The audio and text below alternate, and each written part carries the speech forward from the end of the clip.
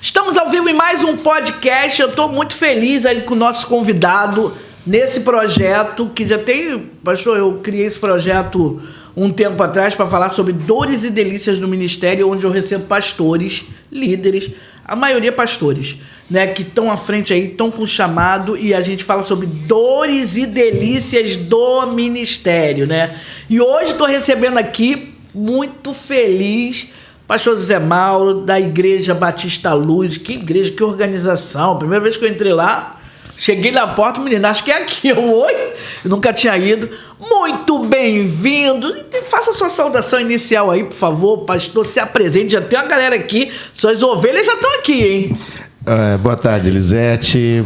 Boa tarde, Felipe, Ivan, que está aqui com a gente. É uma alegria estar aqui com vocês, participando desse momento especial. Eu sei que hoje a gente vai poder abrir um pouco o nosso coração e falar daquilo que serve a nossa vida para servir alguém, né?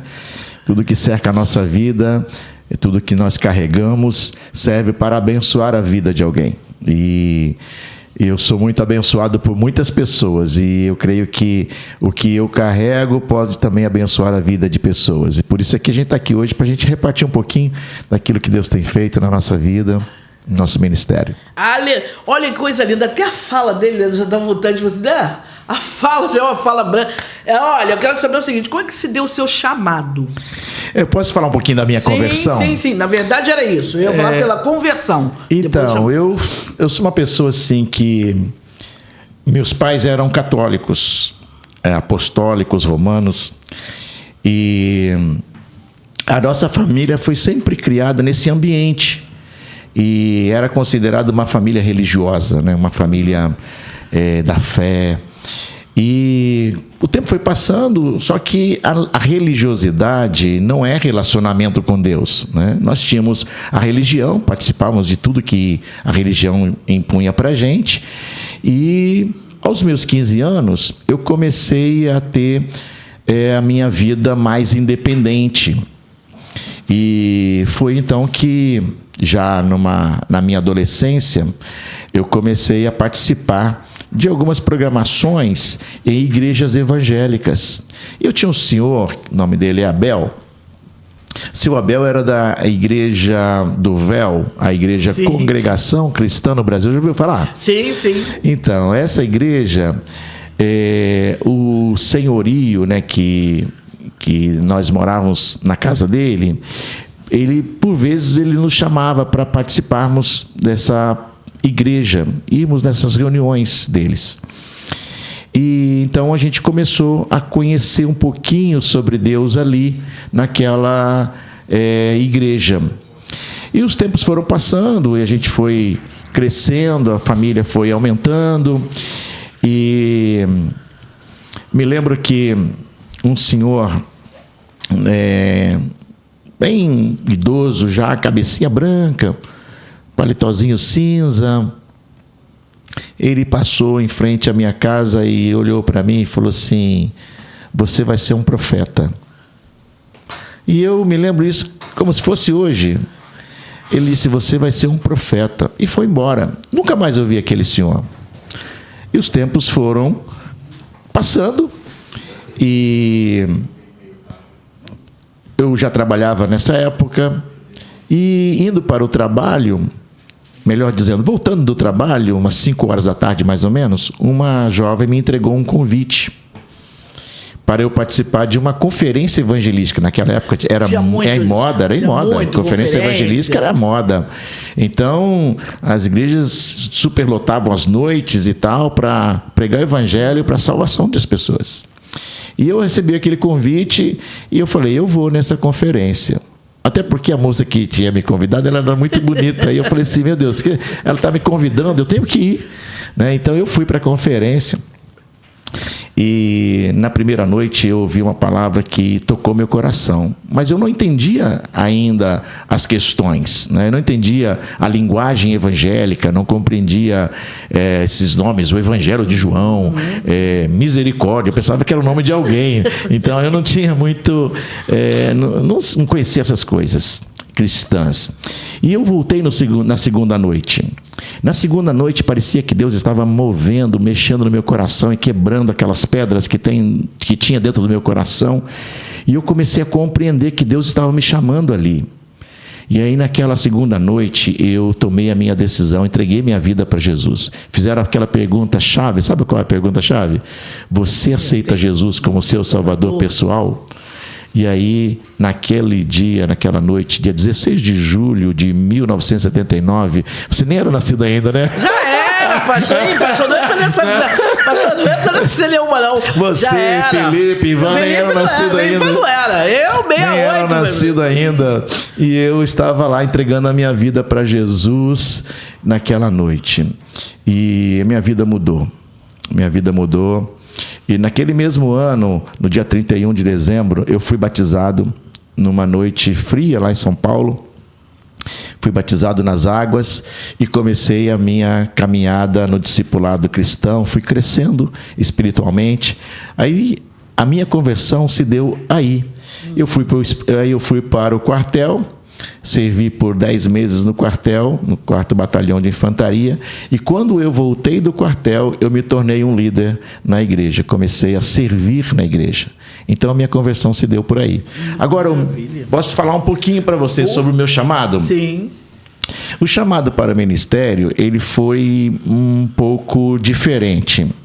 Eu já vinha liderando na igreja, eu ajudava os ministérios na igreja, eu cantava no coral, eu cantava nos grupos musicais, naquela época tinha os conjuntos, lembra dos conjuntos? Sim, vamos assistir agora uma apresentação especial, né? Uma participação especial. Então nós tínhamos lá o nosso grupo, o Grupo Vida Nova, e aí eu ia lá, cantava com o grupo, eu liderava no Ministério de Evangelismo da igreja, a gente fazia os nossos pequenos grupos, naquela época a gente chamava de NEBs, Núcleos de Estudo Bíblico nos Lares, e aí a gente ia para as casas dos jovens nas terças-feiras à noite, e a gente cantava os cânticos espirituais, naquela época a gente falava os corinhos, lembra dos corinhos? Corinho. A gente cantava os corinhos e a gente ia ganhando jovens para Jesus.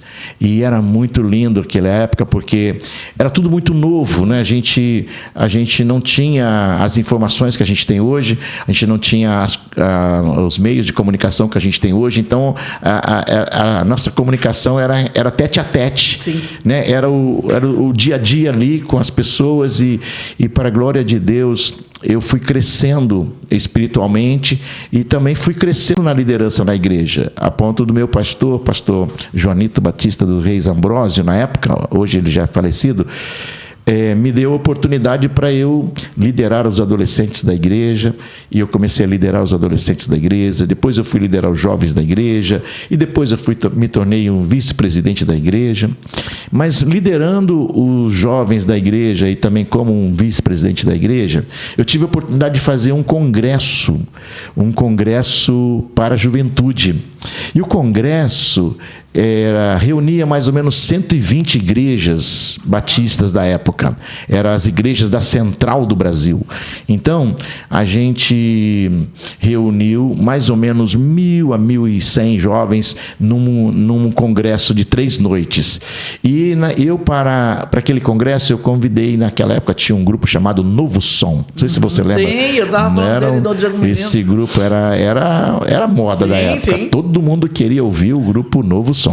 E aí a gente foi realizar esse congresso para a juventude, quinta, sexta e sábado. E eu convidei para ser o preletor desse congresso o pastor Ernesto Nini. Lembra dele? Pastor Ernesto Nini, um homem fervoroso, um homem que pregava muito sobre o batismo no Espírito Santo, que mobilizava multidões. Ele era um pregador de nome na época. E eu falei, eu quero trazer esse pastor aqui para falar para a juventude. E ele tinha acabado de escrever um livro intitulado O Obreiro Aprovado. E ele foi e ele ministrou durante o congresso sobre o seu livro, O Obreiro Aprovado. E no final do congresso, no sábado do congresso, todos já estavam assim, muito comovidos, né, com a presença dele lá e com a mensagem que ele trouxe para o nosso coração, que era uma mensagem realmente de impacto. Ele queria confrontar a juventude mesmo, e o objetivo dele era chamar a juventude à responsabilidade, para que a juventude pudesse assumir as responsabilidades do reino de Deus, da obra de Deus, porque os idosos eles estavam passando, então uma geração estava indo embora e uma nova geração estava chegando para assumir o cajado e tocar o evangelho para frente. As mensagens do evangelho para frente. E eu estava ali, eu era o líder deles, né? Daquela juventude toda. E na hora que ele fez o apelo que ele fez foi o seguinte: ele disse: Deus está chamando aqui jovens para o ministério pastoral. Eita, já mandou direto. E aí, quando ele falou que Deus estava chamando jovens para o ministério pastoral, eu senti no meu coração, naquela hora, sou eu. Deus está me chamando. Eu fui à frente. Comigo foram mais 6 pessoas, 6 jovens para o ministério. E desses 7, eu sou o único que permaneço até hoje no ministério. Então, o meu chamado se deu ali. A partir dali, então, eu fui estudar, né, para me preparar. E eu me lembro que eu estava no 2º ano da Faculdade de Administração de Empresas na Universidade de Brás Cubas, lá em Mogi das Cruzes. Eu me lembro que estava numa aula de contabilidade, numa quarta-feira, às 8:45 da noite. Aí teve um intervalo. Naquela época a gente não falava intervalo, a gente falava... Recreio? Era o recreio, a hora do recreio. E aí, no intervalo, eu voltei do intervalo, sentei na cadeira assim, fiquei esperando o professor chegar. Deus falou no meu ouvido direito assim: o que você está fazendo aqui? Eu te chamei para o ministério. Eu comecei a chorar, saí da aula, fui para minha casa, conversei com a minha mãe, com meu pai, falei com eles: eu preciso me preparar. E eu vou me preparar porque eu vou ser um pastor de vidas, eu vou cuidar de pessoas. E ali, então, eu rompi com a faculdade e vim para o Rio de Janeiro, onde eu estudei no Seminário Teológico Batista Sul do Brasil, prestei o vestibular e estudei no Seminário Teológico Batista Sul do Brasil, me formei em 1989 e desde então eu sou pastor batista e, para a glória de Deus, Deus tem me preservado até aqui, me sustentado até aqui. Então, meu chamado se deu aí. Só estamos no início. Segunda pergunta, ele já vem quebrando tudo. Que coisa linda esse chamado. E é assim que Deus fala mesmo. E entendeu, né? Porque quando veio ali a voz audível: olha, minha querida Rafa, estamos ansiosos por esse podcast. Paloma falando: pastor, estamos aqui de Goiás ligadinhos no Senhor.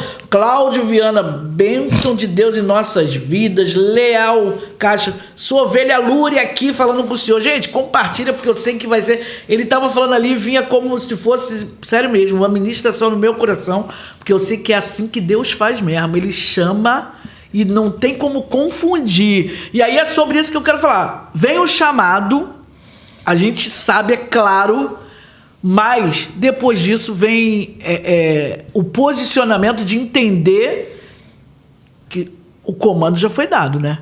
Perfeito. E como é que para que as pessoas que estão em volta entendam sobre aquilo e que você possa prosseguir? Como é que foi? Como é que sua casa recebeu? Como é que as pessoas que largou a faculdade, já estavam estudando ali, não, estou saindo porque... Como é que foi administrar isso? Foi muito doloroso. Confesso para você que assim que eu dei a notícia na minha casa, minha mãe, meu pai, eles não entenderam muito bem. Porque não era a linguagem deles, eles não entendiam isso. Nós éramos novos convertidos, por assim dizer, 1 ano e pouco, 2 anos de vida cristã. Então, eles não entendiam tudo, foi um desabar. E até eu também não estava entendendo tudo, né? Eu tive que largar o emprego, tive que largar a família, eu tive que deixar tudo para atender a um chamado que eu tinha certeza absoluta que era Deus que estava me chamando para o ministério. E eu renunciei tudo e vim para me preparar para o ministério pastoral. E desde aquele dia, eu não fiz outra coisa a não ser estar engajado no ministério. Eu estudei, Elisete, o seminário uns 4 anos, sem trabalhar, só vivendo pela fé. Eu creio. Eu fiz o seminário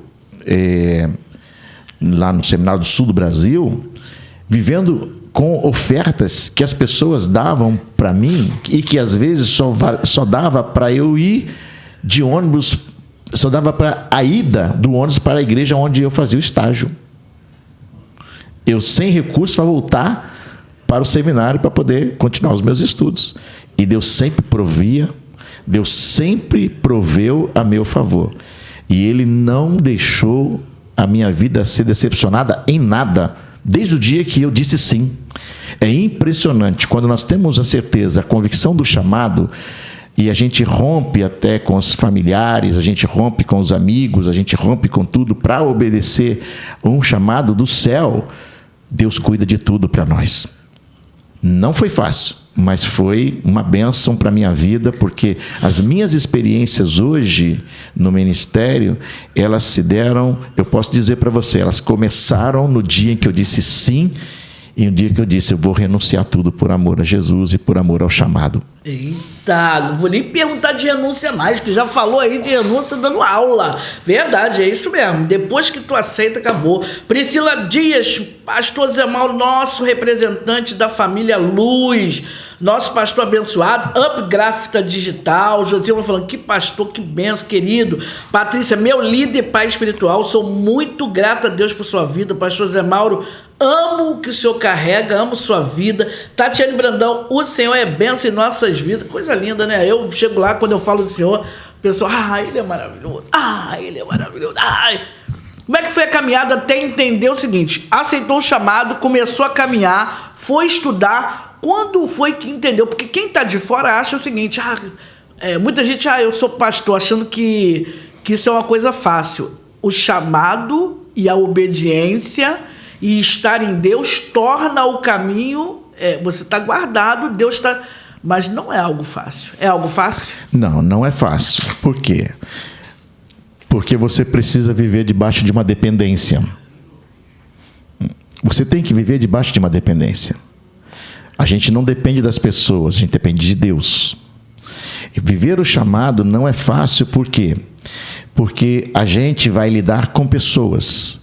Pessoas são difíceis, pessoas têm suas limitações, seus problemas, pessoas têm os seus percalços.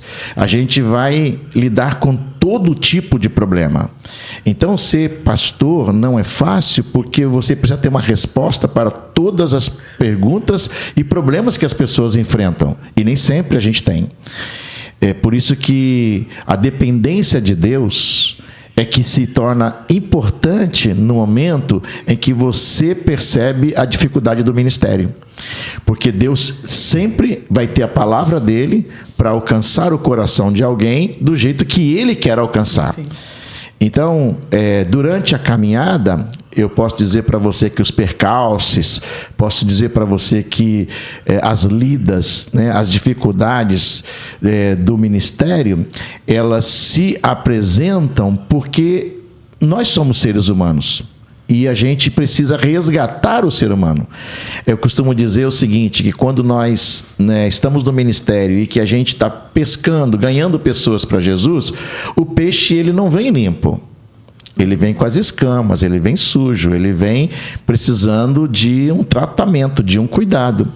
Então, o pastor, ele precisa ser essa pessoa que cuida dessa pessoa que chega com as suas limitações, com os seus problemas, que carregam durante a sua história de vida, e ele ajuda no cuidado para que essas pessoas permaneçam no Evangelho, fazendo a vontade de Deus. Maravilha. Como foi sair do estado? Porque a gente, mesmo que vá a passeio, hoje o senhor já está aqui há muito tempo, mas mesmo que vá a passeio, a gente sente, é comida, é culinária, é a cultura. Como foi sair de um estado para vir para um outro estado para viver o seu chamado? Foi o seguinte, primeiro eu vim estudar aqui, né? Eu sou de Minas Gerais, Santa Cruz, Minas Gerais.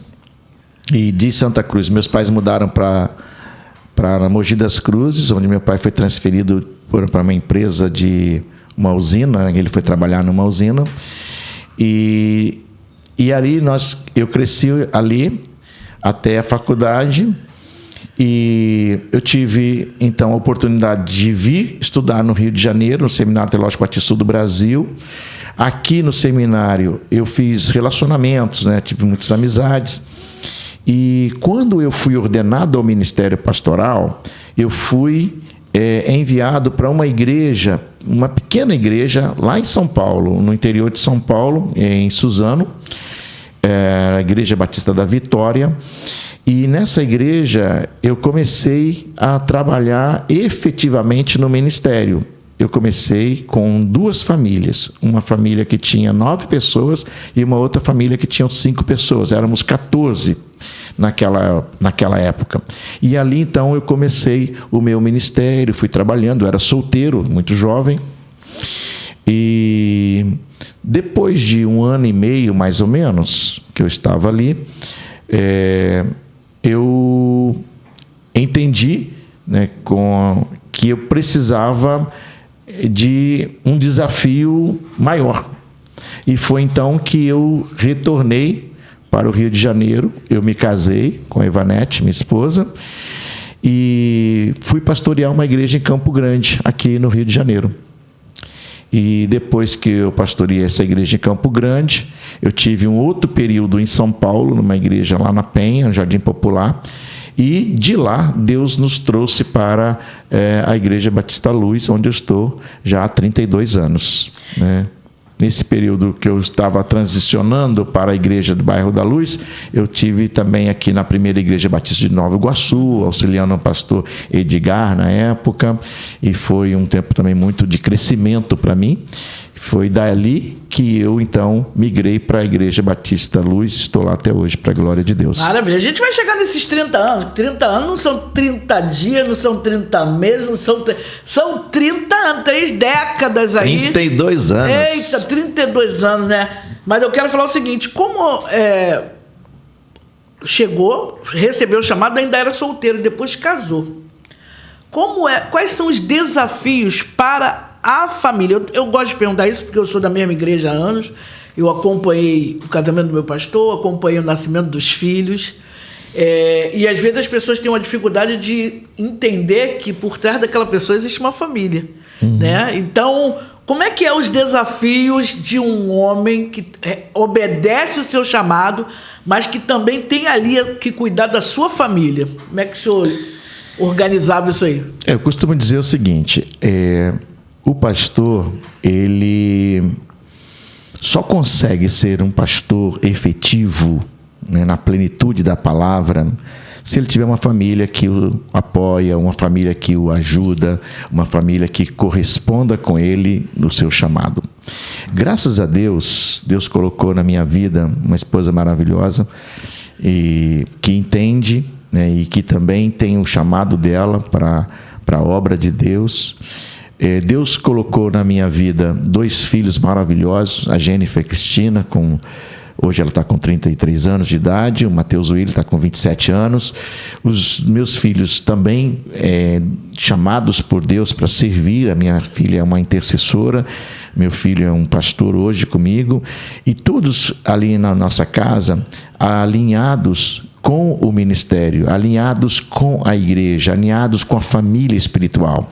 E esse alinhamento fez com que a nossa família se fortalecesse ainda mais e continuasse firme até hoje, para a glória de Deus. Nós não temos nenhum tipo de problema, não temos nenhuma dificuldade por nós estarmos servindo a Deus em família na Igreja Batista Luz. Maravilha, coisa linda. Ó, o pessoal tá aqui, Simone Augusto Elisete, que Deus continue te abençoando. Lindo, eu sou fã do pastor, sou fã mesmo. Lucielena, boa tarde. Simone, pastorzão querido. Patrícia, boa tarde. Anaína, meu pastor é uma bênção. Priscila Loyola, nosso pastor amado que tem visão alinhada com o céu. Eu concordo. Débora Costa, amamos a vida do nosso pastor, usado poderosamente por Deus. Edna França, meu pastor, bênção na minha vida. Neide, boa tarde, pastor Zé Mauro, meu pastor querido. Galera, eu quero saber se vocês estão entrando aí, estão se inscrevendo no canal, hein?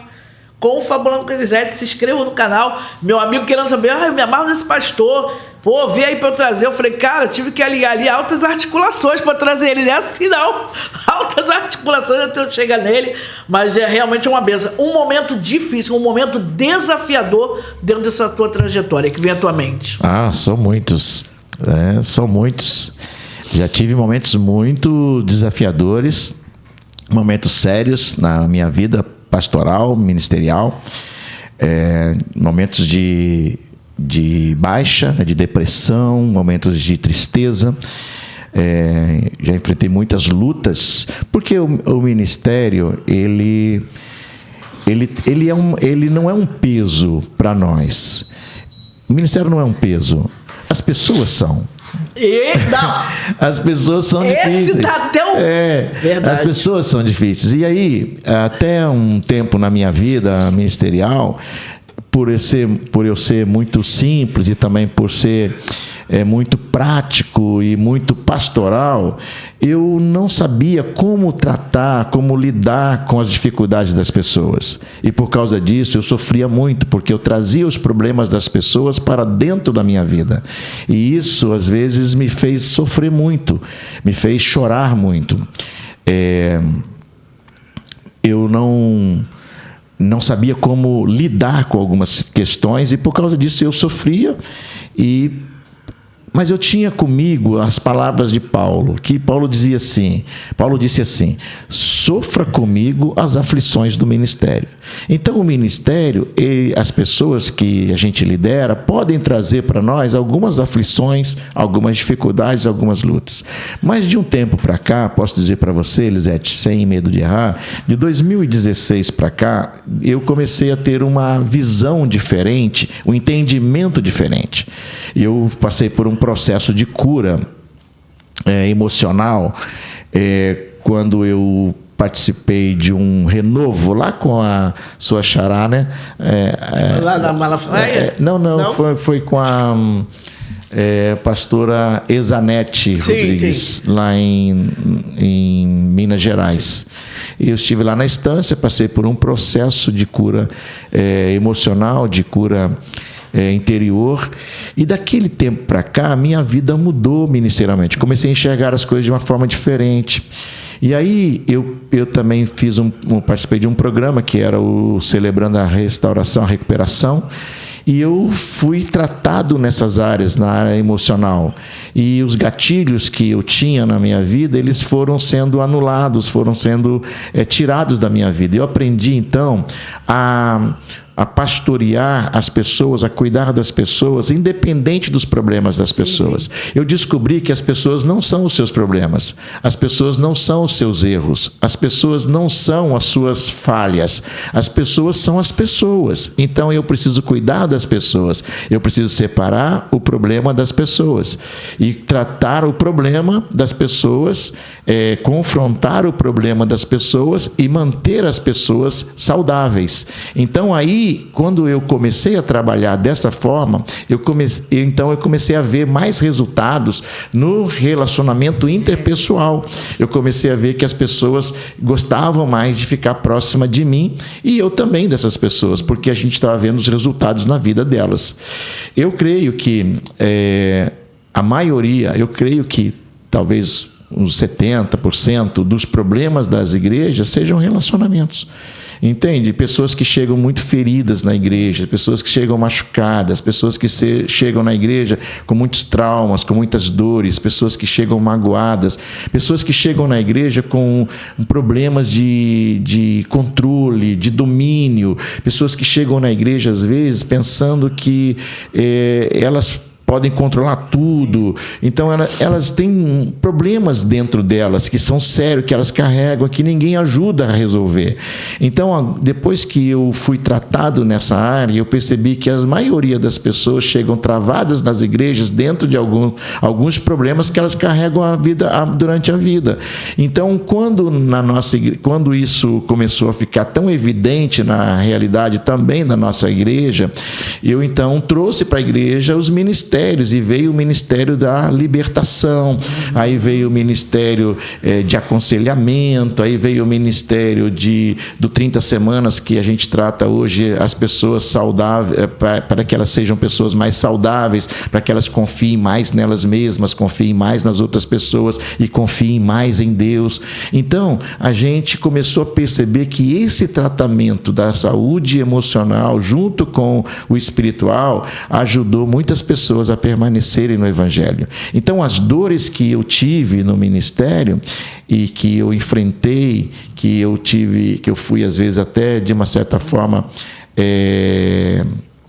incompreendido, eu comecei a resolver de uma outra maneira, e Deus me abençoou, e para a glória de Deus a igreja cresceu assim, e hoje nós procuramos ser uma igreja saudável. Maravilha, coisa linda. Lucas de Souza, pastor José Mauro, pastor mais incrível que eu já conheci. O mundo está falando, ficar perto desse pastor é maravilhoso. O Tatiana está concordando. A Rafa está perguntando, queria saber, pastor, como o senhor está vendo o movimento do Connect e esse mover de levantar empresários? Qual a importância disso também dentro do ministério? Eu achei incrível. Deus mandou uma pessoa maravilhosa lá para a nossa igreja, uma pessoa que eu amo de paixão, Rodrigo Mota. Esse homem, assim, diferenciado. Uma pessoa, assim, que foi um presente de Deus para a nossa igreja. E quando eu tive talvez uma segunda ou terceira conversa com ele, eu já percebi que ele poderia ser o líder para cuidar dessa área na nossa igreja. Porque na nossa igreja, mesmo sendo poucos, nós temos empresários, nós temos empreendedores, pessoas que querem crescer, pessoas que têm vontade de avançar, pessoas que querem ser criativos em alguma coisa. E eu vi no Rodrigo esse expert para isso. E o Rodrigo, então, assumiu o nosso ministério lá, o Ministério Connect, e assim, tem sido um sucesso, uma bênção. E os encontros que acontecem a cada 2 meses têm impactado as pessoas. Sim. E as pessoas falam assim, gente, esse Connect está diferente, esse negócio é diferente, é um negócio diferente. E as pessoas chegam lá e elas são muito bem recebidas, a equipe do Rodrigo é maravilhosa. Nós vemos o mover de Deus nesse projeto dos empreendedores. A gente conecta realmente as pessoas com o reino de Deus, porque elas vão para o Connect, elas recebem todo tipo de orientação, elas recebem empoderamento, mas elas também recebem uma palavra de Deus. Então, essa conexão entre o empresariado, essa conexão entre você trazer Deus para os seus negócios e os seus negócios para Deus, essa conexão é que faz o diferencial. E eu louvo a Deus porque a gente, juntamente com o Rodrigo e a sua equipe, a gente trouxe para a igreja esse ministério porque teve crescimento. Sim. A gente viu o crescimento. Então, nossa última reunião, por exemplo, até o nosso querido Ivan esteve com a gente. Na última reunião, nós tínhamos lá mais de 200 pessoas, gente assim, famintas, querendo mais, querendo mais. Se o Ivan falasse lá 2 horas, o povo ainda ia ficar lá, porque o povo quer mesmo, eles precisam e eles buscam. E a igreja, ela está aí para oferecer oportunidades. A gente é uma igreja para o público, a gente é uma igreja para a sociedade, para a comunidade. E o Connect, ele tem essa visão, essa pegada, trazer pessoas de fora para a realidade da igreja, fazer essa conexão. Maravilhoso. Não, Connect é sensacional o projeto, e gosto de ver a igreja que tem o entendimento que a igreja é para fora. Né? A igreja não pode ser um lugar, espaço fechado para aquele grupinho ali dentro. Quando a igreja se comunica com... Eu fui a vários e vai muitas pessoas que não são crentes. Exatamente. Né? Lá, o primeiro Connect que eu fui, eu tinha colocado nas redes e veio uma menina de Santa Cruz, veio ela e eu falei pro Rodrigo, ele não acredito, falei, vou te apresentar aqui, de onde tu tá vindo? Ela, Santa Cruz, e foi lá. E eles não eram cristãos. É isso aí. Então, a igreja comunicando o seguinte, fazendo também um papel dela, que é falando com a comunidade. Sabe o que eu ia perguntar? 3 décadas, tá indo aí 32 anos, né? Mais de 3 décadas. Quem é o pastor Zé Mauro da primeira década, da segunda década e da terceira década? Algum ponto que o senhor vem à sua mente, esse pastor lá dos 10 primeiros anos, pastor na Atitude, na Batista Luz, né? Desculpa. Na Batista Luz. Esse primeiro, que eu acredito que vem muito aprendizado, né? O senhor já veio falando aí de, não, aí passei por uma cura, já comecei a me posicionar de outra forma. Da segunda década e da terceira década. Então, vamos lá. Na primeira década, quando eu cheguei à igreja, ela era um pequeno grupo, era uma igreja muito pequena. E a gente tinha muitos desafios, como a gente tem hoje também, mas só que eram desafios diferentes. A gente não tinha o material humano, né? Nós tínhamos as pessoas, eram pouquíssimos que compunham a nossa membresia. Então, naquele período, vamos dizer assim, era um período embrionário. Deus estava preparando a gente para chegarmos aonde nós chegamos hoje. E como que foi a primeira década? Foi desafiadora, porque a gente não tinha recursos, a gente não tinha recursos financeiros, não tinha recursos humanos, a gente não tinha nada. A gente tinha uma igreja que fazia a obra de Deus acontecer ali, os membros que trabalhavam para que a igreja avançasse, e um pastor que chegou com 32 anos de idade, que era a minha idade na época, chegou com muita vontade de trabalhar, muita vontade de arregaçar as mangas e ir para cima. Então a gente ia para os lugares, a gente ia para os lares, eu fazia as visitas, eu conectava com as pessoas. Na primeira década eu ia na padaria, eu ia nos bares, eu ia nas casas das pessoas, eu fazia eventos com missionários, eu saía da minha casa, eu morava na Posse, saía da minha casa cedo, chegava na igreja, ia fazer as visitas, ia orar com as pessoas, e até que Deus foi dando para a gente a estrutura, o crescimento, vieram os primeiros batismos, depois aí vieram outros e outros, e a igreja foi crescendo. Então, na primeira década, eu posso dizer para você que nós chegamos mais ou menos a uns 250 membros, saímos de uns 60 a 80 que a gente tinha, mas que eram divididos com uma congregação também que a gente tinha. Então, na sede, por assim dizer, nós tínhamos umas 50, 60 pessoas frequentando, e tínhamos um outro grupo que frequentava a congregação. Então, nós chegamos aí uns 250 membros, mais ou menos, aí na primeira década, e foi um crescimento exponencial. Para a época, era uma igreja grande naquela ocasião. Tem igrejas hoje que tem menos de 250 membros. Então, essa foi a primeira década. E na segunda década, foi quando a gente já começou a experimentar o que eu falei para você, uma transição. Nós começamos uma transição. Nós transicionamos a igreja de uma igreja tradicional para uma igreja contemporânea, para uma igreja mais contextualizada. Uma igreja onde o foco dela seria a comunidade. Então, nós transicionamos a igreja para alcançar as pessoas que estavam do lado de fora. Foi exatamente aí que eu tive o entendimento de que a igreja não é para os que estão dentro, a igreja é para os que estão fora. É a única organização na Terra que não existe para ela mesma, ela existe para os outros. Então, nós começamos a transicionar a igreja para esse modelo, uma igreja onde as pessoas aprendem que devem amar a Deus acima de todas as coisas e amar o próximo como a si mesmo.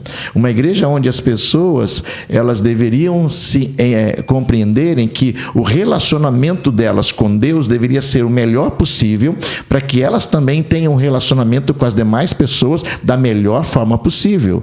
Então, eu comecei a ensinar à igreja que nós como igreja, existíamos para as pessoas que estavam do lado de fora.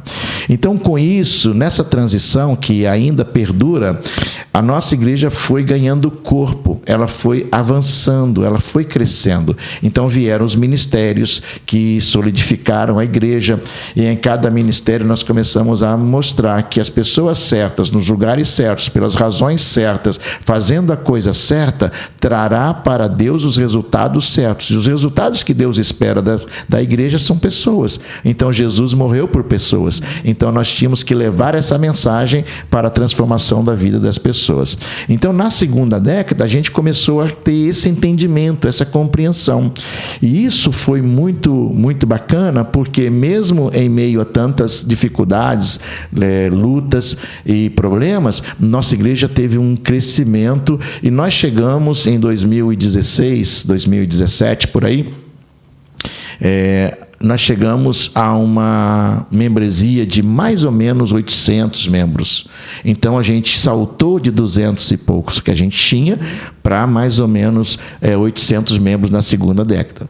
Aí veio a terceira década, que começou lá em 2015, por aí, e nessa terceira década a gente começou a experimentar um avivamento. Deus começou a trabalhar na vida da igreja de uma forma diferente.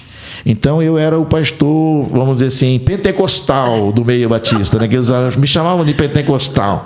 Alguns ainda me chamam, mas não tem problema, eu gosto.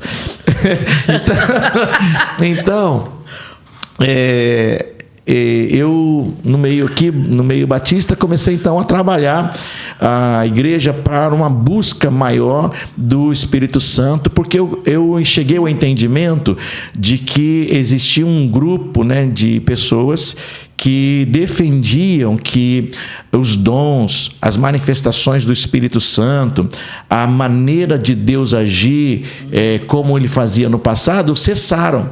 Havia esse grupo. Então eu fui estudar, eu comecei a ler alguns livros e alguns teólogos, e eu percebi que os dons não cessaram, que a ação do Espírito Santo não cessou, que o derramar do Espírito Santo não cessou, que tudo que Deus tinha para as pessoas no passado é o mesmo que Deus tem para as pessoas no presente. Então eu comecei a trabalhar isso dentro de mim e a buscar em treinamentos, em conferências, em viagens para Israel, viagens para os Estados Unidos, viagens para alguns lugares. Eu comecei a receber muito disso. E aí, você sabe, quando você recebe, você tem para dar, né? Sim. Então, quando você recebe, você tem para dar. Você pode distribuir o que você recebeu. E eu comecei, então, a repartir com a membresia da nossa igreja, com as pessoas que frequentam a nossa igreja, tudo aquilo que eu estava recebendo de Deus. E nessa terceira década, então, Deus levantou novos líderes, Deus levantou novos pastores e novos ministérios, e a igreja foi avançando, até que veio a pandemia. Na pandemia a gente teve aquela baixa, mas assim que a pandemia acabou, nós começamos lá na igreja os anos proféticos. Aí começaram os anos proféticos. Primeiro veio o ano profético de céus abertos, que foi o ano de 2022. Deus abriu os céus na nossa direção, literalmente, e a gente começou a ver o mover de Deus no seio da igreja. Nessa terceira década, a gente pôde ver no ano de 2022 um movimento diferente na vida da igreja. Eu saí de férias em fevereiro, e eu fui para Natal. Quando eu voltei das férias de Natal, eu tive uma experiência muito séria com Deus. Eu fui para um culto no primeiro domingo de março de 2022, e quando eu voltei do culto, eu sentei à mesa para almoçar com a minha família, eu tive um mal súbito, eu desmaiei e fui levado para o hospital. Aí voltei do hospital, fiquei internado por algumas horas, até umas 11h30 da noite, e voltei para casa. 30 dias depois, aí fiz os exames médicos e tal, não tinha nada, não aparecia nada. Aí 30 dias depois, isso foi no dia 6 de março. No dia 6 de abril, que já era uma quarta-feira, eu fui para o culto, participei do culto, voltei do culto, sentei na minha casa, jantei, assisti o jogo do Flamengo com meu filho, e depois eu fui dormir. E eu passei muito mal naquela noite. Aquela noite foi uma noite, assim, para mim, diferente. Eu tremia muito e sentia muito frio. E eu pedi à minha esposa para desligar o ar-condicionado, e eu sentia muitas dores nas pernas, como que câimbras, e minha esposa fazia massagem nas minhas pernas para eu dormir. E eu não conseguia dormir, porque era uma noite assim diferente. Eu estava muita tremura no meu intestino e também nas minhas pernas, meu corpo todo tremia. E eu consegui passar a noite assim. De manhã eu levantei, fiz meu devocional, fiz o café da manhã na minha casa, para a minha família, e fui então. Foi então que eu senti a necessidade de ir ao banheiro. E quando eu fui ao banheiro, acho que eu bati a porta com tanta violência que meu filho gritou: pai, tá tudo bem aí? Eu falei: sim, acho que eu não estou muito bem, não. Quando ele chegou, eu estava desmaiado. Aí ele me tirou dali do banheiro, me levou, colocou no sofá. E aí, então, me levaram para o hospital. Ligaram para a minha médica, ela falou, leva o pastor para o hospital, que ele está fazendo algum tipo de convulsão, ou ele está fazendo algum tipo de infecção. E aí eu fui imediatamente para o hospital, e fui internado, fiquei 14 dias internado no hospital. Estava com uma infecção urinária, mas, na verdade, eu estava com um câncer de próstata. Um câncer no reto, melhor dizendo. Era um câncer no reto, no baixo reto. E o meu médico que descobriu, e ele falou, vamos correr com o pastor. Aí começou aquela corrida, e eu fiz toda a ressonância magnética, fiz tudo, e o câncer estava lá, um tumor, um carcinoide no baixo reto, tamanho de um limão siciliano.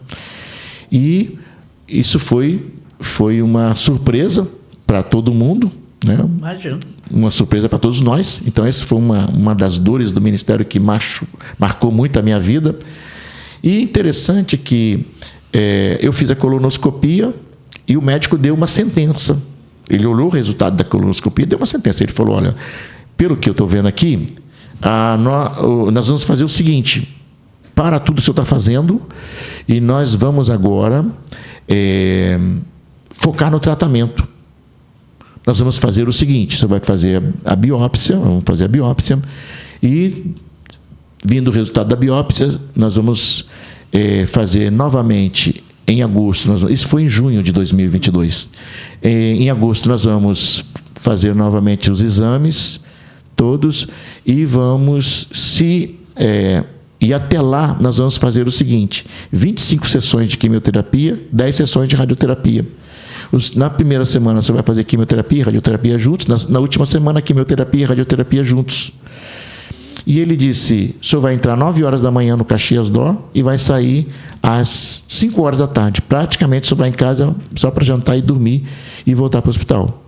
Para tudo que o senhor está fazendo e vamos focar no tratamento. Se tudo der certo, em agosto a gente refaz todos os exames e em meados de setembro, nós vamos operar o senhor. Essa foi a sentença que eu ouvi.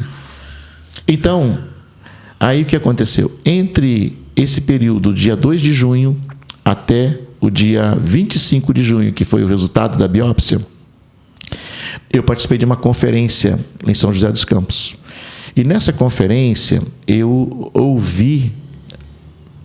estava participando lá, ouvi muito testemunho, e eu estava lá no culto e estava cantando uma música em seu nome, os enfermos são curados.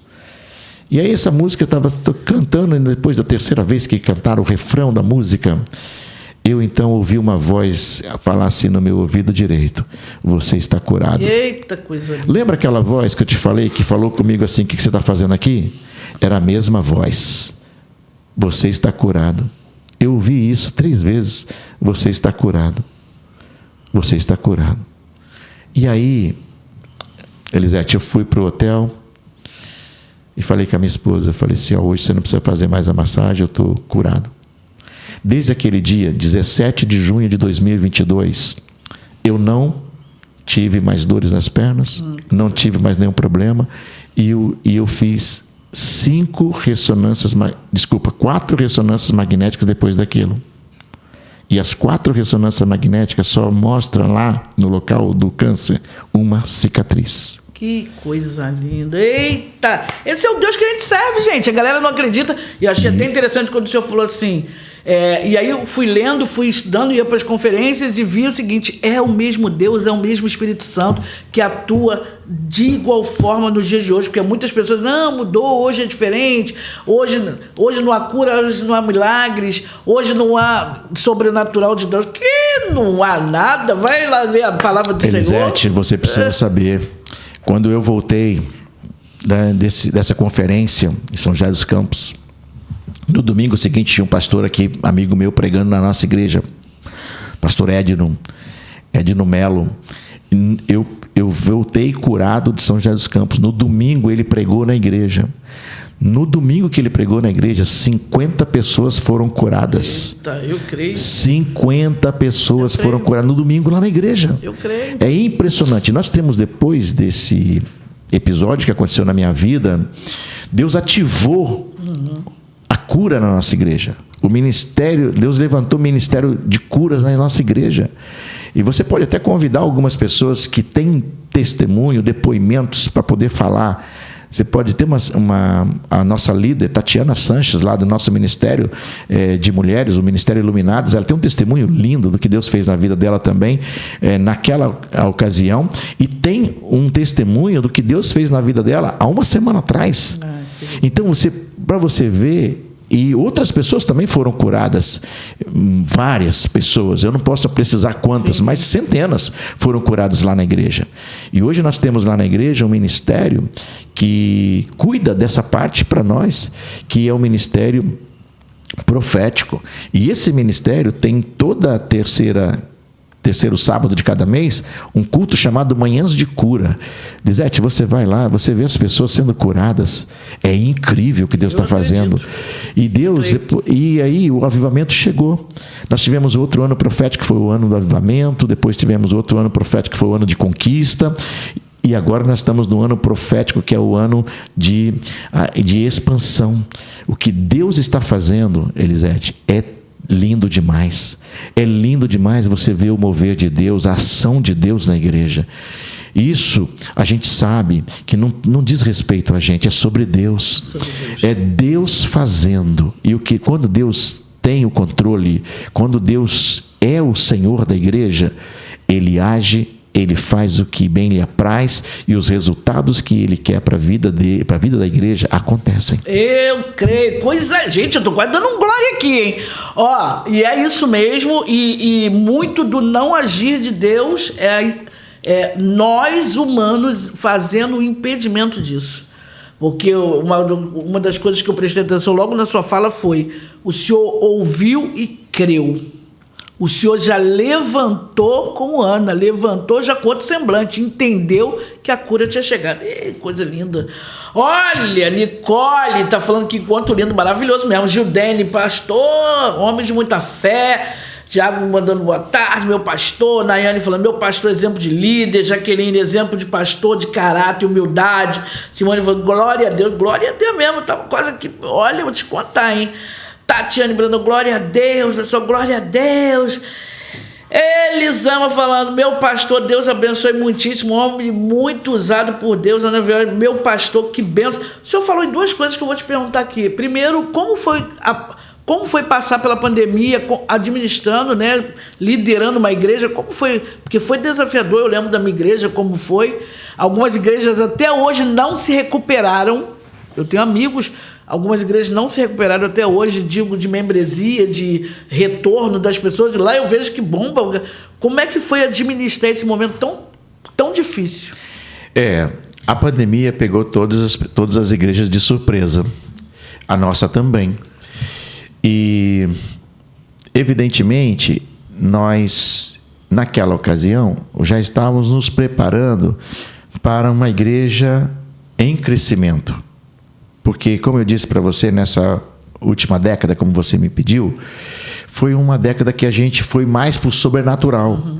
A gente foi para se largar mesmo nas mãos de Deus e deixar Deus fazer. E quando veio a pandemia, que as igrejas precisaram fechar, a nossa também fechou.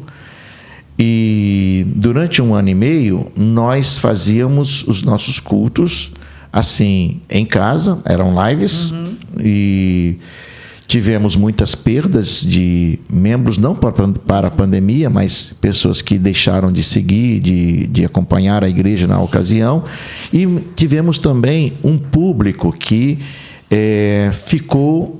se manteve online. Então, a igreja hoje, ela é híbrida, ela tem dois movimentos. Ela se movimenta presencialmente e também através da transmissão. E o que aconteceu com a gente? Nós, na pandemia, ajudamos muitas pessoas. Nós tivemos a oportunidade de servir a comunidade como nós não servíamos antes. A gente teve a oportunidade de abençoar muitas vidas com a pandemia. E nós também fomos muito abençoados, porque logo que podíamos já voltar às atividades, a nossa igreja voltou também com um número pequeno, com cadeiras separadas. E aí Deus foi dando o crescimento outra vez. Eu me lembro que no primeiro ano, pós-pandemia, a nossa igreja cresceu 350 membros. Eu lembro que no segundo ano pós a pandemia, que foi o ano de 2022 para 2023, a nossa igreja cresceu mais de 500 membros. E aí no ano de 2024 nós crescemos muito também. Então hoje, assim, nós estamos lá com um hall de membros de mais ou menos 3 mil e poucas pessoas. Foi porque esse avivamento que pegou a gente trouxe um movimento diferente na vida da igreja, e a igreja hoje ela opera todos os dias, acontece todos os dias, está acontecendo alguma coisa. Nós estamos aqui agora, mas está acontecendo alguma coisa lá na igreja, e pessoas estão sendo tocadas, estão sendo aconselhadas, ou estão sendo atendidas, ou estão sendo recebendo uma oração. Alguma coisa está acontecendo, as células estão em movimento. Então isso fez com que a igreja superasse as dificuldades da pandemia. Então eu acredito que a pandemia trouxe alguns dissabores para algumas igrejas, porque não estavam preparadas. E você sabe, hoje a gente precisa no mínimo de um microfone, a gente precisa no mínimo de uma câmera para a gente poder fazer a igreja conhecida, a igreja cumprir o seu papel para a transformação de realidades das pessoas que estão do outro lado, né? Então a nossa igreja já vinha fazendo isso, e eu louvo a Deus porque minha filha, que era da comunicação, deu esse primeiro passo. Depois nós tínhamos também outras pessoas que nos ajudaram, Daniel, Andressa, meu filho, o pastor Mateus, me ajudou muito nesse processo aí da área da comunicação, porque você sabe, eu sou um pouco analógico, né? Então eles me ajudaram, aí nós montamos lá na igreja um ministério da comunicação, que hoje é um ministério que é grande para a glória de Deus e que faz a igreja acontecer também fora das quatro paredes. Maravilhoso. O senhor falou sobre a ida a Israel. Como é que foi essa experiência? O pessoal diz, eu quero saber, me fala aí o que a galera me fala. Lisete, quem vai, minha amiga foi, é sobrenatural. Como é que foi por senhor essa experiência? Bom, a primeira ida a Israel foi... foi mais de uma! Gente, foi duas? Foram 3 vezes. Que isso? A minha primeira ida a Israel foi um presente que a igreja me deu quando eu completei 50 anos de idade. A igreja me deu esse presente, eu e minha esposa fomos para Israel. Passamos pelo Egito e depois atravessamos todo o canal de Suez, atravessamos o deserto e chegamos em Israel. Quando a gente chega em Israel, tudo muda, o céu é diferente. Minha amiga falou isso. Há uma maneira assim sobrenatural das coisas. Você vê Israel, é como se você estivesse lendo a Bíblia a cores. Entendeu? Então, por exemplo, você vai no Monte Carmelo, o Monte Carmelo está lá. Você leu ali na Bíblia. Você foi aqui que Davi venceu Golias. Você vai lá e está lá.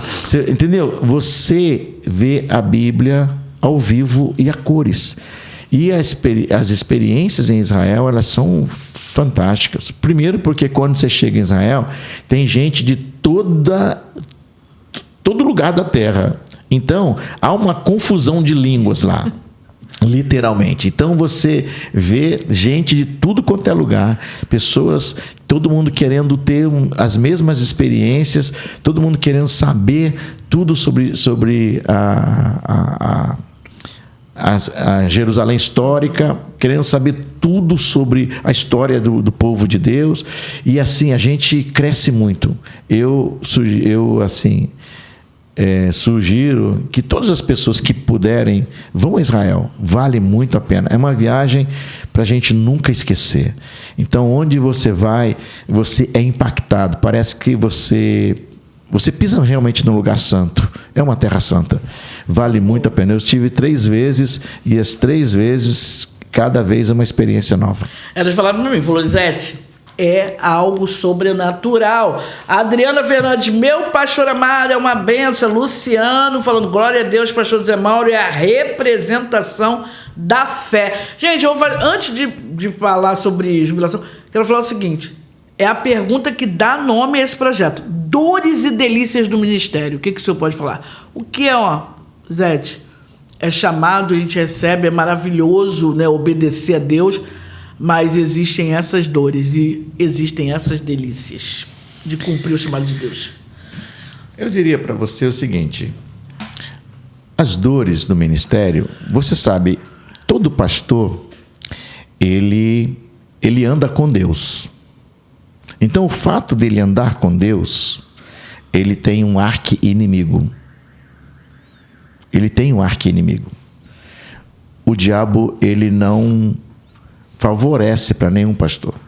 Ele sempre vai atacar um pastor. Ele não vai deixar um pastor... não tem refresco. Não tem refresco. Então, por isso, o pastor tem que estar sempre ali, alinhado com Deus.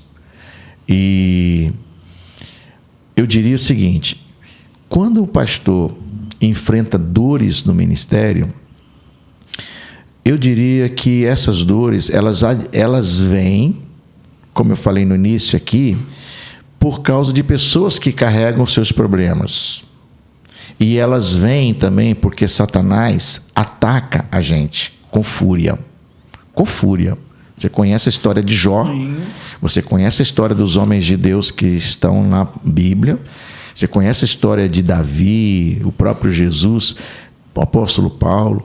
Então, a gente vê que as dores do ministério, ou elas vêm por ataques malignos contra a nossa vida, para tentar fazer a gente sair do foco, ou elas vêm por pessoas que são enviadas do mal, pessoas que às vezes querem ver a destruição do nosso chamado, do nosso ministério. Mas eu posso falar mais das delícias do ministério, porque o ministério, ele é algo de Deus. O ministério não é meu, ele é de Deus. As ovelhas não são minhas, elas são de Deus. A igreja não é minha, ela é de Jesus. É a noiva de Jesus. Então, as delícias do ministério são muito maiores do que as dores do ministério. E eu diria para você que as delícias do ministério, elas são tão boas porque elas são feitas com Deus, a gente não faz sozinho. A gente é um cooperador, a gente é um embaixador, a gente é um servo, a gente é um líder porque nós seguimos o líder dos líderes, sabe? A gente ora porque a gente aprendeu com ele a orar, a gente abençoa porque a gente aprendeu com ele a abençoar, a gente faz os contatos com as pessoas porque ele falou para a gente fazer. Então a gente não faz sozinho, a gente faz com o Pai. E isso, para mim, é uma delícia. O ministério, para mim, não é peso. Elisete, eu posso falar para você, 36 anos que eu estou no ministério ininterruptos. Eu tirei férias, assim, de 30 dias uma vez. Eu tiro férias de 10 em 10 dias, às vezes descanso uma semana, mas, assim, são 36 anos ininterruptos no ministério, e eu posso dizer para você, são mais delícias do que dores. Entendeu? Assim, eu vejo, posso falar aqui com muita tristeza e dor, assim, algumas pessoas, alguns líderes, alguns pastores que passam por algumas agruras, algumas dificuldades, alguns problemas, né, familiares, né, às vezes alguns problemas que eles mesmos causaram para eles, né, que afeta a sua integridade, que afeta o seu moral, o seu caráter, né, sua honestidade. Então, alguns causaram isso para eles. Então, essas coisas trazem dores, muitas dores. Mas quando a gente entende que o ministério você faz com Deus, o ministério você faz para Deus, o ministério você faz com Deus, para Ele e com as pessoas e para as pessoas. Quando você entende que você para fazer com Deus, você tem que andar com Ele, você tem que ter sua vida devocional em dia, a sua vida de oração em dia, a sua leitura da palavra em dia, você tem que receber dele a palavra para ser ministrada, você tem uma vida de integridade, de honestidade, de verdade, de você é leal. Quando você tem uma vida que corresponde aos atributos que são compartilhados, os atributos de Deus que são compartilhados com a gente, o ministério ele traz muitas delícias, porque a gente sabe que não é sobre nós, é sobre Deus. É sobre Ele. Deus é o mais interessado em que todas as coisas fiquem bem para nós. Deus é o mais interessado em que todas as coisas fluam da melhor forma para nós. Deus é o mais interessado em nos abençoar do que nós mesmos em sermos abençoados por Ele. Então, por isso é que o ministério ele traz mais delícias do que as dores, do que as feridas. Porque essas coisas são humanas, entendeu? Então, quando você tem do céu o que você precisa, essas coisas ficam pequenas. Entende? É como uma linguagem. Você pode dizer assim: o maior vence o menor. Você entende? Sim. Então o Criador, ele sempre vai ser maior do que uma criatura que tenta te tirar do foco. Eita, que eu não aguento esse pastor não, hein, pô. Vou pedir carta da minha igreja. Não posso, né? Tô na minha igreja. Olha, a Deus fala: meu pastor amado é uma benção. Paloma, eu vou perguntar, Paloma, obrigado. Realmente eu tinha esquecido. Cátia Neiro, que benção, Luz Carlos. O inimigo sempre cairá. A Paloma tocou aqui, eu esqueci, realmente tinha esquecido de fazer essa pergunta. Fala um pouco aí dessa expansão, desse desafio aí, desse passo de fé, de fazer aquisição desse terreno, né? Já inclusive com uma estrutura ali atrás. Fala um pouco disso, como surgiu e quando veio assim, cara, é para fazer, é de Deus isso. Então, em 2023, a nossa igreja estava no ano do avivamento. Muitas coisas acontecendo na igreja. E em setembro daquele ano, eu convidei um amigo para pregar na igreja. E ele estava voltando de uma viagem e ele passou aqui e pregou lá na nossa igreja. E a mensagem que ele pregou foi sobre Josué capítulo 7. Ele falou sobre a conquista de Jericó. E quando ele estava pregando, Deus falou comigo assim, isso foi em setembro de 2023. Deus falou assim para mim: essa é a palavra profética para 2024. Ano de conquista.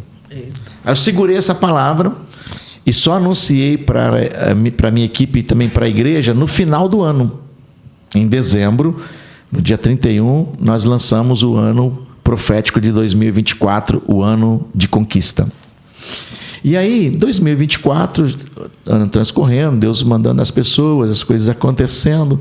E aí construímos um auditório alternativo, um templo alternativo para ajudar as crianças, compramos as coisas que nós precisávamos para as crianças. A igreja foi avançando nos ministérios, o Ministério da Juventude avançando muito, tudo acontecendo na igreja.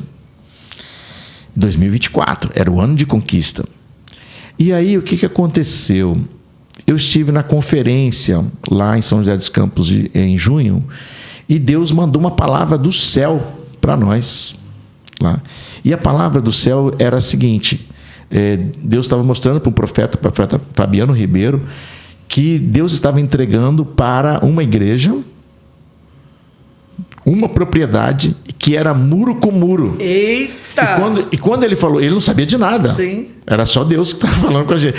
Quando ele falou isso, aquela palavra caiu no meu coração e no coração da minha esposa que estava do meu lado. Eita! Aí ela falou assim: Deus está falando com a gente. Deus está falando com a gente. Deus está falando com a gente. E aí eu peguei aquela palavra desse profeta, pastor Fabiano Ribeiro, e guardei aquela palavra. Quando nós voltamos da conferência, nós recebemos a visita dos donos da universidade ali. Nós tínhamos um membro da nossa igreja, que hoje ele não é mais membro, mas ele é nosso amigo. E ele falou: olha, eles vão vender a universidade. Aí eu posso falar para eles irem conversar com você? Aí eu falei: pode. Aí eles vieram conversar com a gente. E falaram, nós temos a universidade e tal, não sei o quê, vender a universidade. E aí, sabe como é que é, né? Só que o preço é absurdo, né? A igreja é uma igreja de bairro, nós somos uma igreja simples, nós lidamos com recursos limitados. Mas quando o desafio, a palavra profética de 2024, depois a palavra profética lá em 2023, depois a palavra profética lá em 2024, e a gente aqui, e o homem vinha conversar com a gente. E aí os donos falaram, não, vocês podem colocar duas empresas para poder fazer aí o levantamento, para fazer aí a pesquisa, ver quanto que vale o imóvel e tal. E aí foram colocadas duas imobiliárias para poder fazer a avaliação do imóvel. Aí foi feita a avaliação do imóvel, só que a avaliação ficou muito lá em cima. Muito alta também. Muito lá em cima. E a gente, então, teve dificuldades, até que ele falou assim, então ele falou assim, pastor, então faz o seguinte, faz aí uma proposta. Aí, então, nós fizemos uma proposta dentro daquelas avaliações que foram feitas, fizemos uma proposta que fosse a que a gente pudéssemos pelo menos pensar. Sim, sim. Né? E aí, só que a nossa proposta foi muito aquém da que eles queriam. E aí, então, eles vieram com uma contraproposta, e na contraproposta nós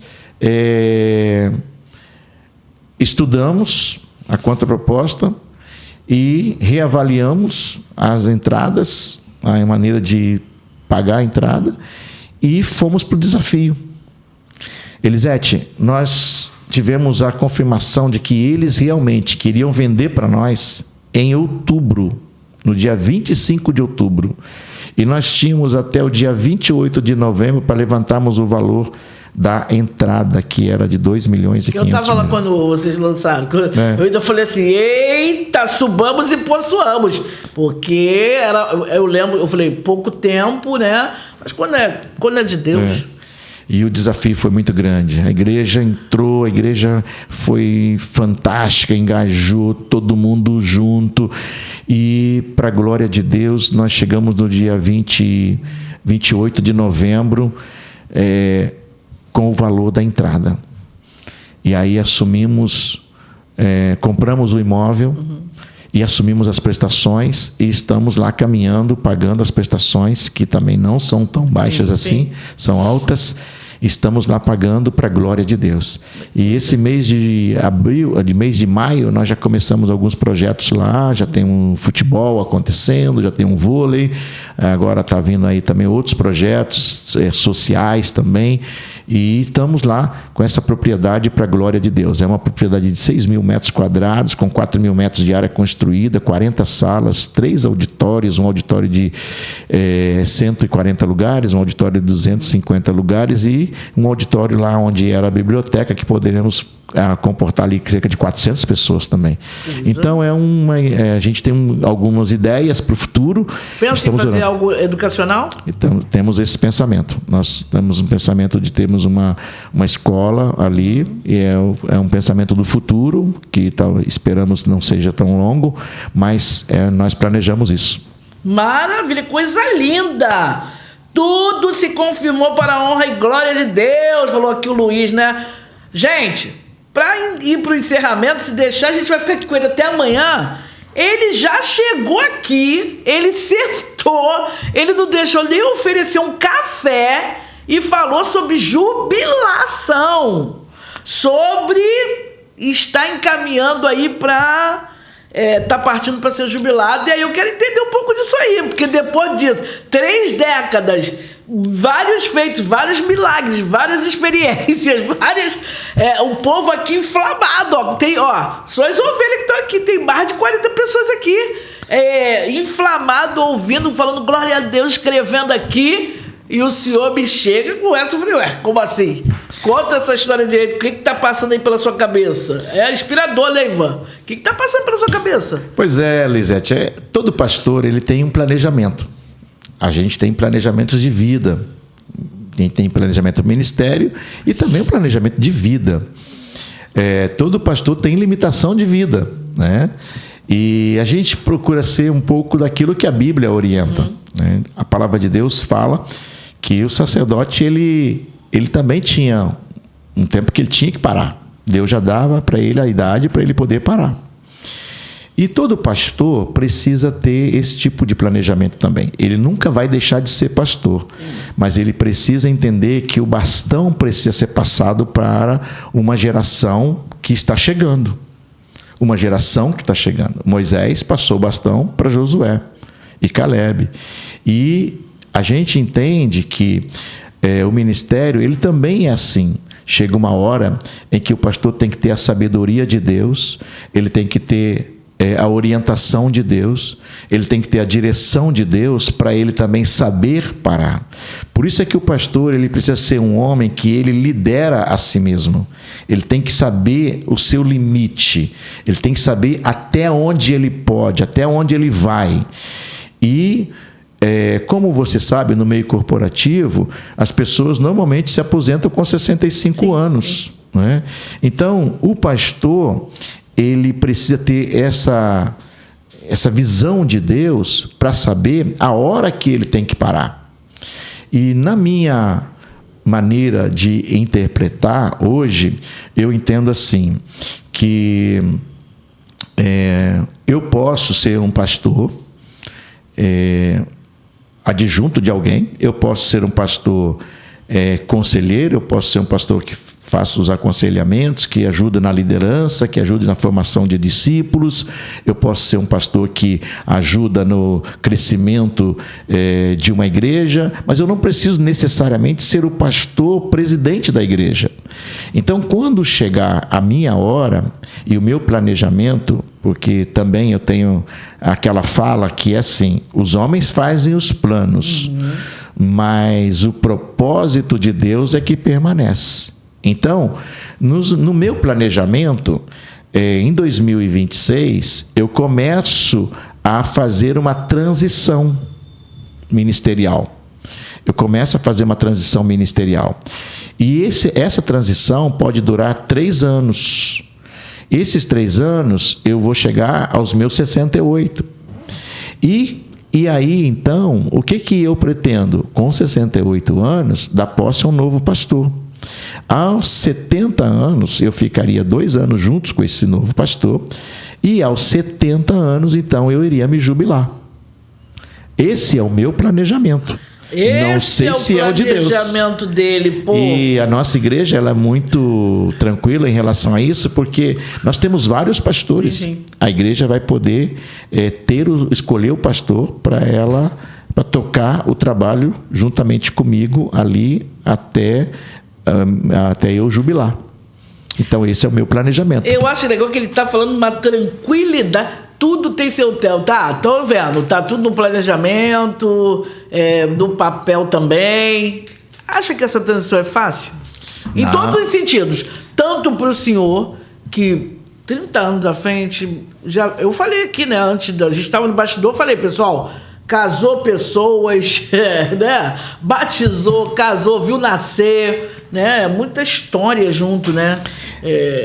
Quais são os desafios de entender que, realmente, estou entendendo a tua fala, mas passar por isso no real ali? Veja bem, realmente não é muito fácil.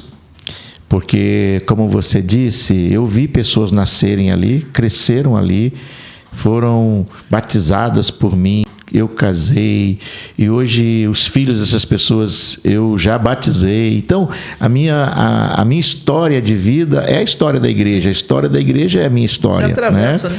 Então, não tem como dizer que nós não estamos conectados, ligados, né?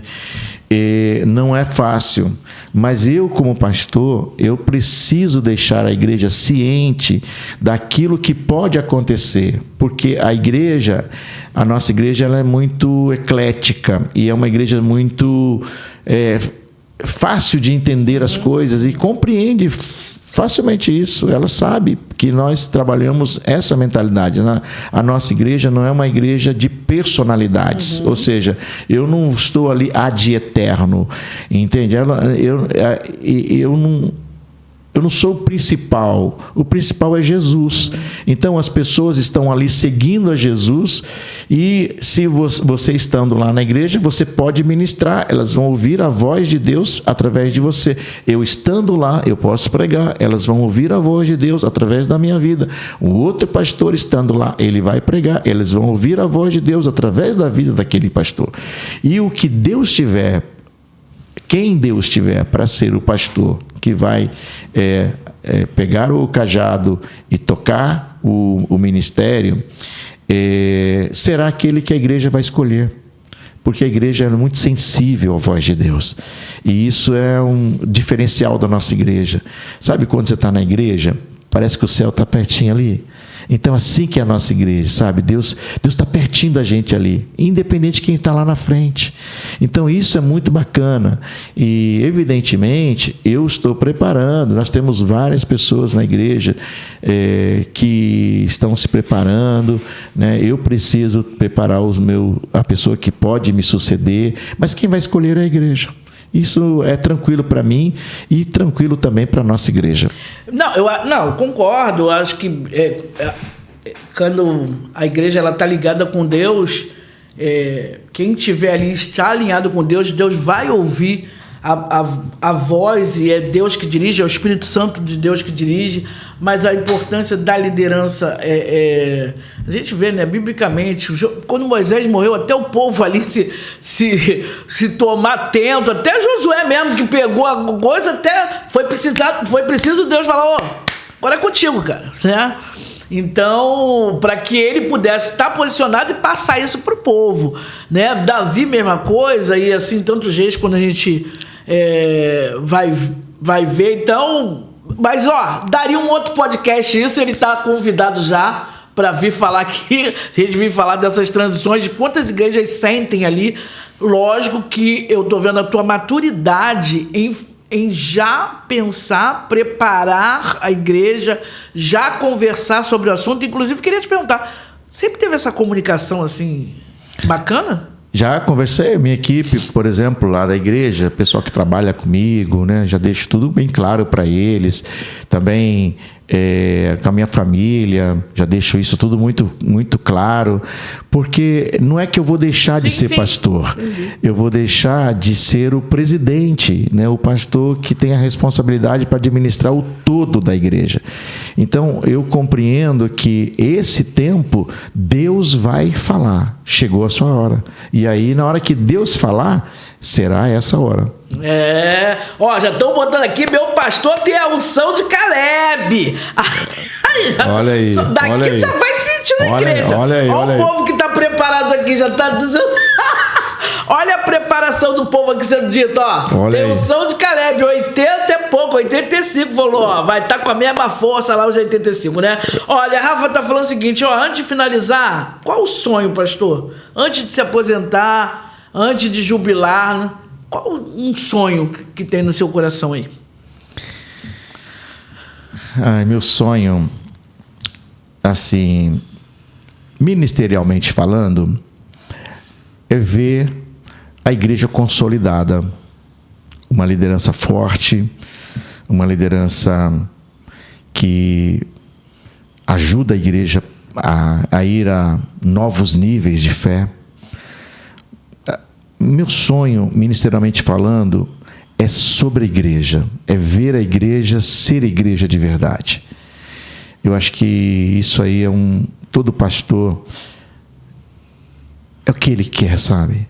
Quando a gente tem uma igreja apaixonada por Jesus, quando a gente tem uma igreja que vibra com as coisas do céu, quando a gente tem uma igreja que vê os milagres de Deus acontecendo, quando a gente, sabe, isso é o sonho de um pastor. Eu quero, assim, encerrar o meu ministério numa igreja que eu possa dizer assim, valeu a pena todo o sacrifício que eu pude fazer, todas as dores que eu pude passar, todas as lutas que eu enfrentei, todos os obstáculos que eu ultrapassei, valeu tudo a pena, porque eu vejo hoje uma igreja consolidada, uma liderança forte, gente que faz para Deus com amor, com paixão, com dedicação, com seus dons, talentos, habilidades, fazendo o seu melhor para Deus. Isso para mim é um sonho.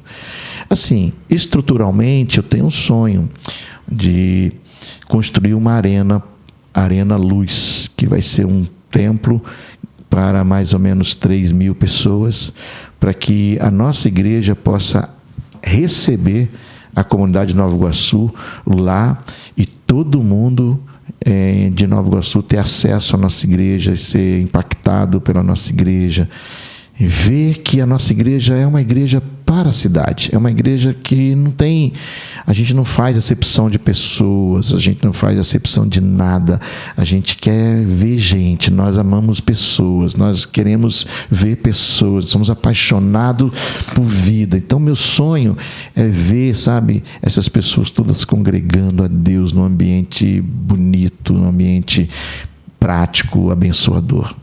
Maravilha, coisa linda. E aí, pastora Sônia, olha só que bênção, né? Pastora Sônia está falando, além de pastor, é um excelente administrador e, detalhe, comunicador. Porque, olha, que uma das coisas que me chamou muita atenção lá quando eu fui a primeira vez, é a sua fala. Tá? A forma... consegue comunicar, consegue passar Deus, consegue transmitir, e aqui o tempo todo isso. Quando eu pensei nesse projeto, que eu queria só ouvir pastores, né, dores e delícias do ministério, e muitos vêm, abrem o coração, já tive, e acaba sendo uma ministração. O que o senhor fez aqui hoje foi uma ministração.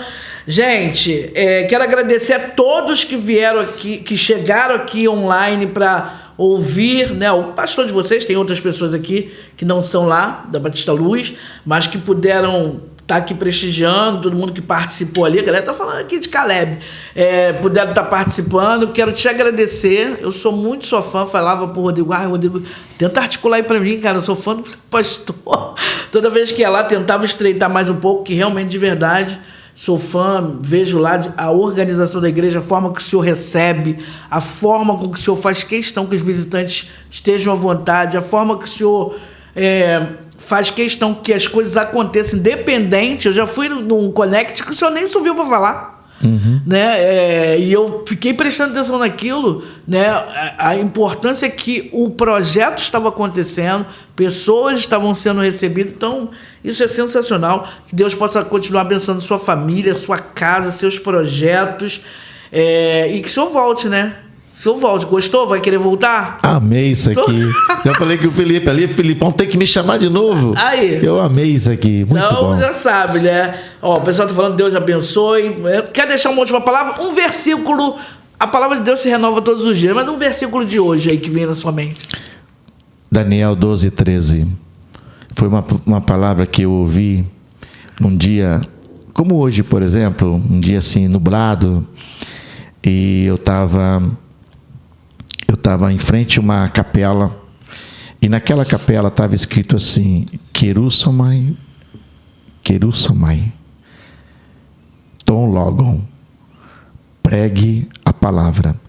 E aí, naquele dia, eu recebi um versículo, e o versículo é: tu, porém, vá até o fim. Naquele dia, Deus falou comigo assim: não desista. Não desista. Essa é uma palavra que eu deixaria para todas as pessoas. Não desistam. Não desistam de vocês mesmos, não desistam das pessoas, não desistam de Deus, não desistam do casamento, não desistam da família, não desista da igreja, não desista, porque nós sabemos que o desânimo e as desistências são produtos que a gente vai encontrar no supermercado do diabo e não de Deus. Deus sempre vai falar para a gente: siga em frente, continue, vá para frente. Lembre-se que os seus olhos são para frente, lembre-se que seus braços são para frente, lembre-se que seus pés são para frente. Então é para frente que você vai, não desista. Então, quando a gente entende a palavra de Deus, para a gente não desistir, é porque só o céu pode nos limitar. O céu é o nosso limite, é para onde a gente vai. Então, até lá, não desista. Vá até o fim. E eu estou aqui para dizer, eu não vou desistir. O ministério, ele pode ter suas dores, ele pode ter suas lidas, mas eu não vou desistir. Eu não desisto do ministério, não desisto da minha família, não desisto de Deus, eu não desisto de orar, eu não desisto de contribuir, eu não desisto de ajudar as pessoas, eu não desisto. Eu nasci para não desistir. Então, essa é a palavra. Acabou. Com isso, fala mais o que? Ó, gente, super obrigado. Pastor, que bênção, coisa linda. Vai voltar, hein? Tchau, gente. Grande abraço.